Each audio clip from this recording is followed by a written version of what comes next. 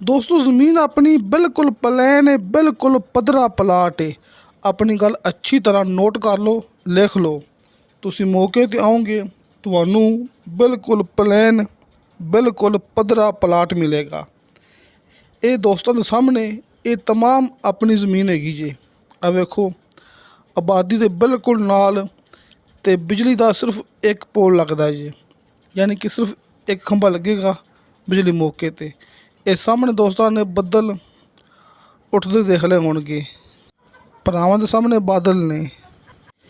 यानी कि दोस्तों ये मरी है। तुसी ये नहीं समझना कि शायद विच थोड़ा फर्क होवे, कि शायद ये इलाका मरी जैसा ना होवे। दोस्तों 19-20 का भी फर्क नहीं होना जी। तुसी मौके ते आओगे तुसी खुद ये गल मनोगे कि वाकई ये मरी है। दोस्तों रजिस्ट्री इंतकालशुदा कंप्यूटराइज रिकॉर्डशुदा